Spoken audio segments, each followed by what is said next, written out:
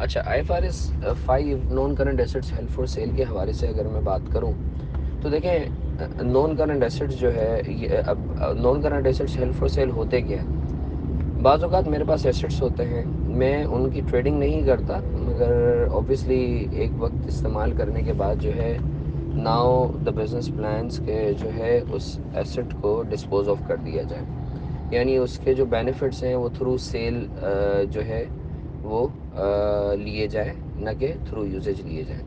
तो स्टैंडर्ड बोलता है कि जब भी कोई भी आपके पास एसेट हो, अब वो दो किस्म के एसेट्स की बात करता है, या तो सिंगल एसेट की बात करता है या ग्रुप ऑफ एसेट्स की बात करता है। ग्रुप ऑफ एसेट्स को वो डिस्पोजल ग्रुप बोलता है। तो स्टैंडर्ड बोलता है कि अगर कोई भी नॉन करंट एसेट है या डिस्पोजल ग्रुप है जिसमें आपका इरादा ये है कि अब उसके बेनिफिट जो है थ्रू सेल आप लेंगे, अभी वो बिका नहीं है, अभी आपके पास ही है, but you have decided that you would be obtaining the benefit of that asset through sale rather than usages, तो आप एक काम करो, उस एसेट को as a non current asset जो है क्लासीफाई कर, non current asset held for sale classify करो। Non current asset held for sale classify करने का मतलब ये है कि आप उसको करंट एसेट्स के अंदर बिल्कुल अलग से दिखाएंगे, और इसके मेजरमेंट के ऊपर भी जो है वो बातें तो मैं भी आप लोगों से स्टेप बाय स्टेप बताता हूँ। तो पहला सवाल ये होता है कि हसन मैं जो है किस पॉइंट इन टाइम पे किसी भी नॉन करंट एसेट या डिस्पोजल ग्रुप को जो है हेल्ड फॉर सेल क्लासीफाई करूँगा।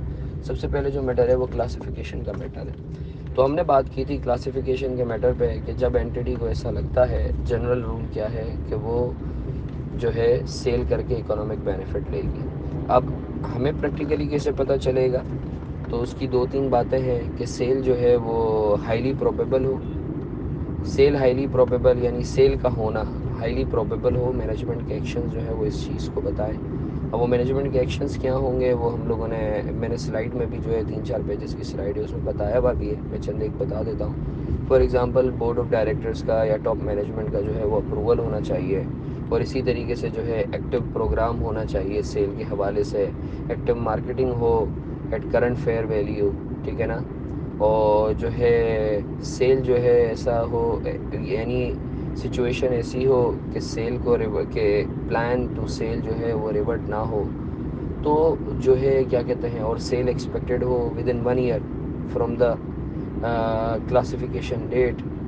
तो अगर तो ये 4-5 बातें हैं तो हम ये बोल सकते हैं कि हाँ यार, एंटिटी का जो है वो सेल करने का इरादा पुख्ता है, और एंटिटी का इरादा है कि वो थ्रू सेल जो है वो बेनिफिट लेगी, तो फिर आप क्लासीफाई कर सकते हो। उसकी जो कंडीशंस हैं वो मैंने स्लाइड में दी नहीं है, तो आप एक दफ़ा डिटेल में वहाँ से भी देख लीजिएगा।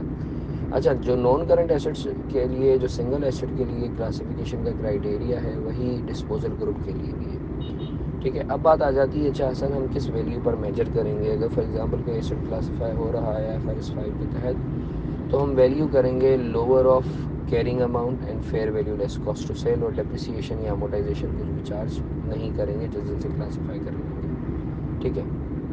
अच्छा हसन, क्या इसके ऊपर इम्पेयरमेंट बुक हो सकता है? जी बिल्कुल बुक होगा। अगर फॉर एग्जांपल कैरिंग अमाउंट ज़्यादा है, fair value less cost to sell कम है, तो इम्पेयरमेंट बुक होगा। अच्छा हसन, इम्पेयरमेंट अगर एक दफ़ा बुक हो गया तो क्या रिवर्स हो सकता है? जी बिल्कुल हो सकता है।